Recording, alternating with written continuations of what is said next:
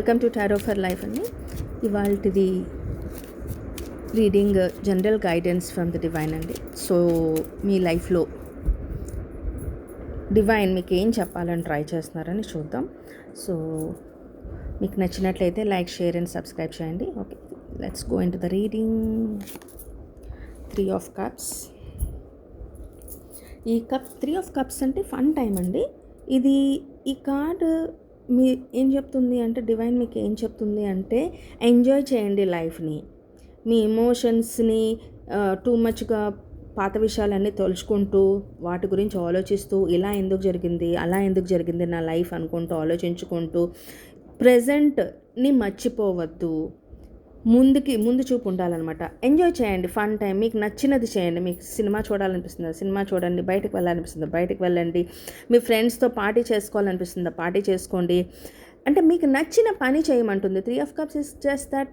అంటే హ్యాపీగా ఉండాలి, పాత విషయాలను ఆలోచించుకుంటూ అలా ఉండిపోవద్దు. ఇంకో కార్డ్ తీద్దామండి. 3 of Cups. డివైన్ ఇంకేమైనా చెప్పాలనుకుంటున్నారా 3 of Cups మీద? Yes. Too much going on, stress caused by many positive opportunities, unexpected events or rapid changes. అంటే చూసారండి, మీరు హ్యాపీగా ఉండాలి అని అనుకుంటున్నారు కదా. ఉండాలి అంటే ముందు మీ మనసులో చాలా రకాల యుద్ధాలు, సంఘర్షణ జరుగుతుందండి.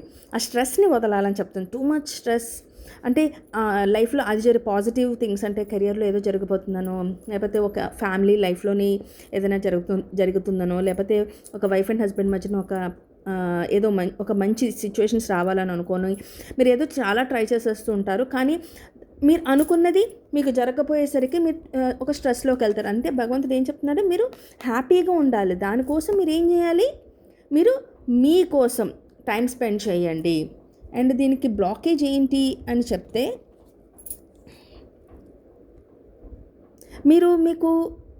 మీకు ఏదో కావాలి అని ఖచ్చితంగా అనుకుంటారు. కొంతమందికి ఇల్లు కావాలి, కొంతమందికి జాబ్ కావాలి, కొంతమందికి ప్రేమ కావాలి, కొంతమందికి ఏదైనా ఇష్టమైన ఐటెం, ఒక స్వీట్ అవ్వచ్చు, ఒక ఐటెం అవ్వచ్చు, ఏదో మీకు కావాలి అని అనిపిస్తుంది. కానీ మీరు అనుకుంటారు, కానీ మీరు చెయ్యరు.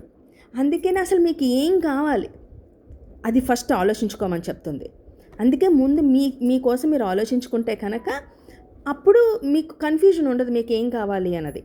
మీ కన్ఫ్యూజన్ దూరం చేసుకుంటే కనుక, మీకు స్ట్రెస్ క్లియర్ అయితే కనుక, మీరు మీ హ్యాపీనెస్ని ఎంజాయ్ చేస్తే మీ లైఫ్ బాగుంటుంది.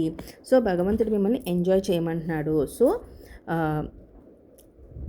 లివ్ హ్యాపీలీ అని చెప్తాను నేనైతే. So God bless all my viewers.